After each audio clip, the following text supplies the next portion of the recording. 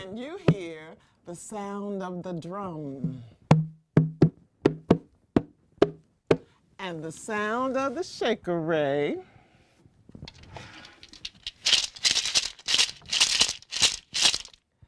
It's time for the Griot Story Circle. Welcome to the circle. Welcome to the Griot Story Circle. I'm your host, Sister Martha Ruff, and today we're talking about women. I am woman, hear me cry in numbers too far to deny. And that's what happens during the month of March. We celebrate the history of women and the contributions that they've made to our country and the world. There is a Maryland Hall of Fame for women, and several women we're going to talk about today are in that Maryland Hall of Fame. And one of them is a woman from Laurel. Her name is Gertrude Poe. And Gertrude Poe was the editor of what is now known as the Laurel Leader. It used to be called the News Leader. And this is how that happened. There was a young woman born in Granite, Maryland, and then her family moved to Laurel when she was only 5 years old. Her name was Gertrude Poe. And Gertrude grew up with the ambition to be a lawyer. Even when she was in high school at Laurel High School, she said she wanted to be a lawyer. And she won a contest for writing an essay about that. And during a time when women didn't go into law much, she went to college and got her JD. And in 1939, she came back with her diploma, ready to practice law. And what happened?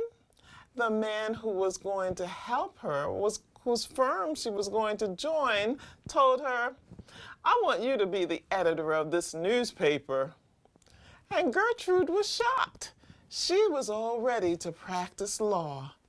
But she took on this new assignment, and it grew and grew and grew until she found that she liked being a journalist. She was a one-woman show. Gertrude Poe would write the articles, get the ads, write the copyright for the ads, publish it, take it home, and send it out. One day, Gertrude Poe was able to write the news about what was happening in Laurel, and she became so well known that she received many awards. She has a chapel named for her in the First United Methodist Church in Laurel, and her office was on Main Street, right in historic Laurel. There came a time from 1939 to the 1950s that Gertrude Poe was the whirlwind that kept the Laurel Leader going. And then it was sold to Patuxent Publishing. But everyone remembers that Gertrude Poe put the Laurel Leader on the map.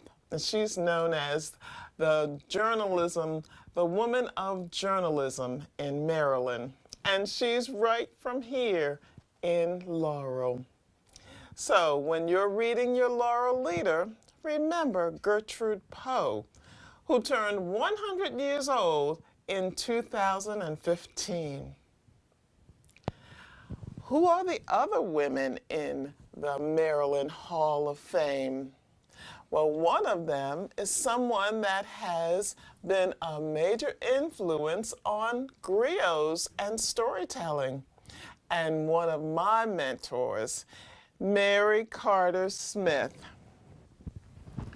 Mary Carter Smith was born in Alabama, and then she moved to West Virginia, and finally came to Baltimore, and that became a city that she loved. She was born in 1919, and she became a teacher in the Baltimore City Public Schools. She was a favorite teacher and a librarian, and her students loved to hear her tell stories.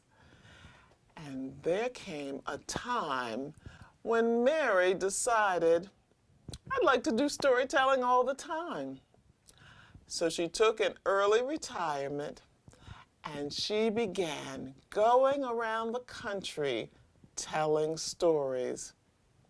And Mary said, I also want to tell about my heritage. And to do that, I need to go find out about Africa. Mary took many trips to Africa to learn stories, to tell stories, and to share the African heritage for children, adults, and as she would say, the young and young at heart.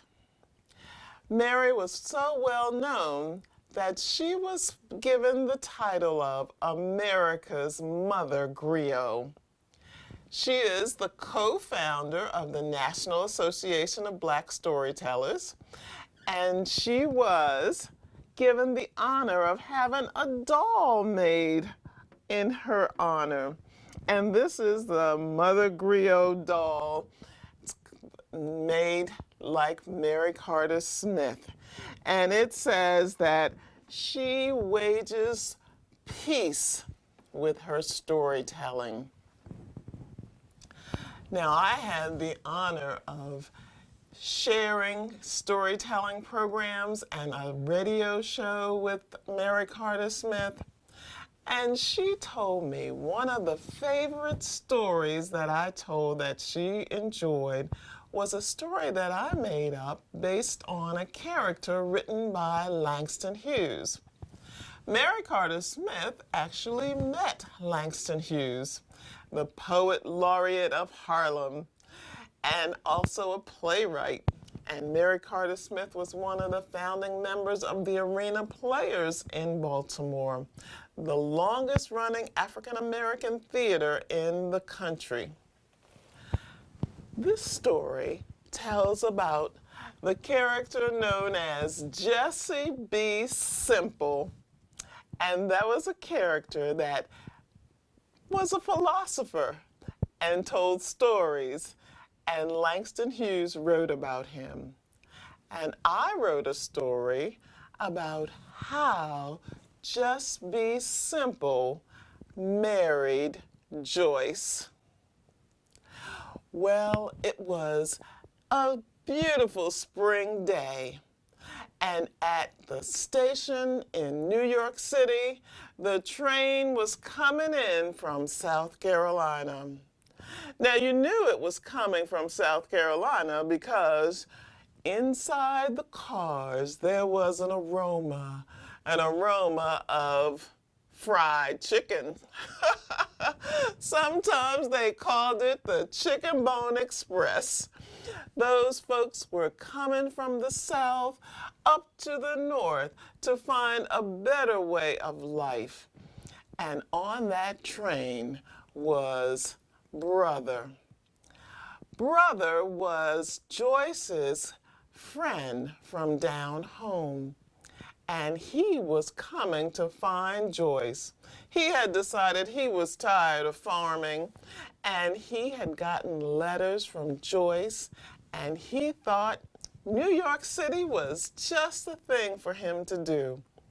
And so he got on the train with his lunch bag wrapped in wax paper and had just enough for when he got off the train to go find Harlem, where Joyce lived. I'm sorry, sir. Could you tell me how to get to Harlem? Well, everybody knew how to get to Harlem in the 1950s. They listened to that Duke Ellington song and said, well, you just gotta take the A train, brother. How did you know my name? Brother was so country. He didn't know that the man was just calling him friend when he said brother. So brother, with some help, put the tokens into the subway, and someone told him which train to get on, and he took the A train right up to Harlem, got off at 125th Street, and started walking around with his envelope in hand, looking for Joyce's address. Well, everybody on the street knew what his story was. With his overalls on and his suitcase with the rope wrapped around it, they knew he was new in town. But they helped him, and they got him to the brownstone where Joyce lived, and he knocked on the door. And Joyce opened the door, and there was, "Brother, what are you doing here?" she said. "I came to New York City," said brother. "I'm going to be a city man." Oh no, Joyce didn't know what to do. She didn't know how he had gotten there, and she was ready to send him right back, but she couldn't do it until the next train in another few days. "Okay," said Joyce, "this is what we'll do. I'll let you stay with a friend of mine, and then please, please think about what can you do here in the city." Well, before you knew it, Joyce had a friend, a man who was nice enough to take in brother and let him spend the night and show him around town. And that was a Friday night. And on Saturday night, there was a rent party. What's a rent party? Why, that was a party that they held to raise the rent. Somebody was about to get put out of their apartment. And so they put cards around the neighborhood and said, "Come to the rent party, 15 cents, fried chicken, lots to drink." And Joyce was planning to go to the rent party, and her friend was bringing brother to the rent party. Oh, what was Joyce going to do? She knew that brother was going to embarrass her, and he did.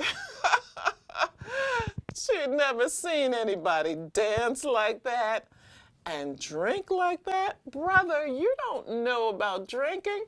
"Well, I just wanted to taste some," said brother. Before you knew it, he was raging drunk. And he came to Joyce and he said, "Joyce, I love you and I want to marry." "Brother," said Joyce, "please." Joyce's friend took brother home. And Joyce, she saw a man across the room that she thought looked very nice and was not like the others. She started talking to him and found out his name was Jesse. Well, Jesse walked Joyce home, and she told him about brother. And Jesse said, "Oh, don't worry about it, Joyce. I'll take care of him for you." And that's just what he did.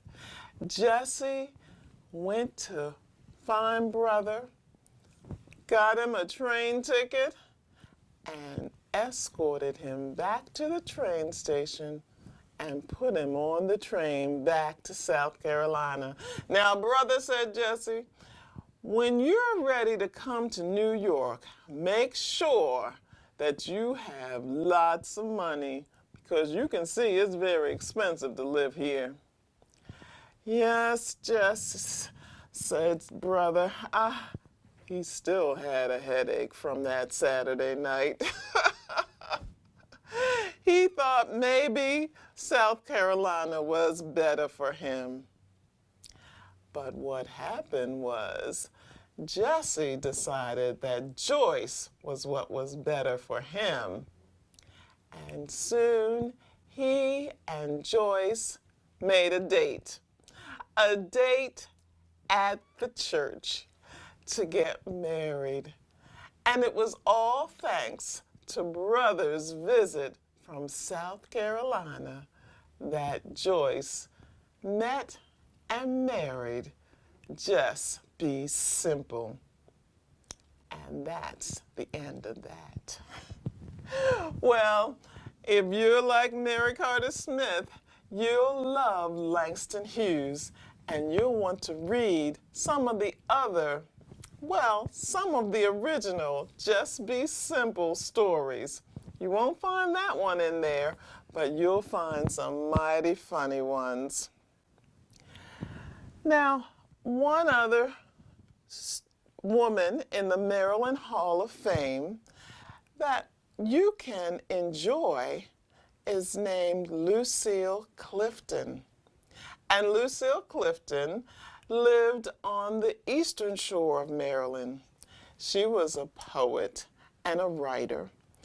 And you'll find out more about her. She wrote for everyone also. She wrote children's books, and one of them is about a little boy. She wrote several of them about a little boy named Everett Anderson. And one of my favorites is Everett Anderson, 9 months long.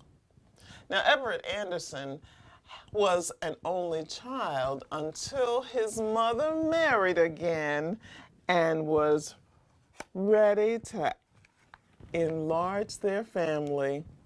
And this is what she says when she's telling Everett that it's time for another child in their family. Everett Anderson, you are a joy to me. You are my own dear boy. And we have so much we care, so much that we might have love to share. And how do you feel about another, someone to love and be loved by? A brother or sister? Everett, what do you say? Everett watches his mama all day, and just at bedtime whispers into her hair, "Yes, I think there's enough love. It's okay to share."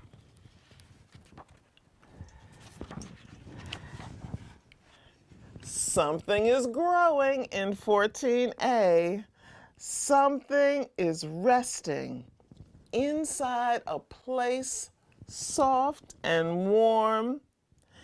His mama's face is gentle. Everett likes to say that if he were to be a baby again, he'd start again, just like that, near his mama's heart. And that's Everett Anderson, 9 months long. And you can read the rest of Lucille Clifton's children's books about Everett Anderson. But Lucille Clifton also realized that some people, they didn't think being black was a good thing. And she loved being African American. She wrote a poem about her body, these hips, and about her hair. And she wrote about living with pride. And some of us think that living where we do is not a good thing. But Lucille Clifton wrote a poem about the inner city. In the inner city, or like we call it, home, we think a lot about uptown and the silent nights and the houses straight as dead men and the pastel lights. And we hang on to our no place, happy to be alive in the inner city, or as we call it, home. And even though Lucille Clifton grew up on Maryland's Eastern Shore, she knew what life was like in places like Baltimore and how people made people not think that their place was a good place. But this is what she says to children and to all of us in this poem, Listen, Children. Listen, children.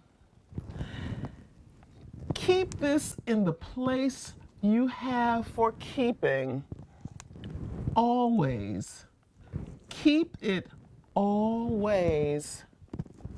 We have never hated black. Listen. We have been ashamed, hopeless, tired, mad, but always, always, we have loved us. We have always loved each other. Always. Pass it on. And that's Lucille Clifton's poem, Listen, Children. And there's one other book by Lucille Clifton that I hope you will find and enjoy. And it's called The Times They Used to Be. And Lucille Clifton tells us what it was like after when she was growing up. And that's what she says. She would say to her mama, Mama, tell us about when you was a girl. Yeah, Mama, tell us one of them stories about the olden days. Yeah, Mama, we'd like to hear about the times they used to be. Well, I do seem to remember once a while ago, it wasn't these times, but it was a time when things were different. And this is what happened once when Lucille Clifton was a little girl. Her daddy came in and said, "Get a sweater and get a stool." And he grinned. "Where we going, Daddy?" he asked. Me and Mama, we got a stool and we got our sweaters. And Daddy said, "Just you wait." "How come we going for a walk?" I asked Daddy. "With chairs and stuff?" "Just come on." "What is this about, Richard?" Mama asked. Daddy looked at Mama, all nervous and smiley, and laughed. "You'll see, Miss Lily, you'll see." And close to the corner on Ferry Street, some people were standing, looking in the hardware store window. Daddy led us around to the front of the crowd. All right now, I got my family here with me." People made room for him. He put down the chair and the stool and we sat down. Mama holding me in the chair, and I stared in the hardware window. A radio was in it, but another thing with a kind of little window where the knobs was supposed to be. And in that window was white people dancing and singing just as plain as anything. Oh, Lord, my mama held me real tight. Lord, have mercy. Is that movies, Richard? They calling it television, Daddy whispered. And them white people is in New York City, just having a good time right now. We ain't going to look too long, Daddy said. A fella was telling me the tubes is poison. Oh, Lord, I whispered too. And that's what happened to Lucille Clifton when television was just beginning and she saw her very first television. Well, I hope you will look at the Maryland Hall of Fame and see other women and how they have contributed to Maryland, to our country, and to the world. But that's all for this session of our Griot Storytelling Circle. And we'll look for you again to come join the circle. Listen for the drum. And listen for the shaker ray. And join the circle the next time.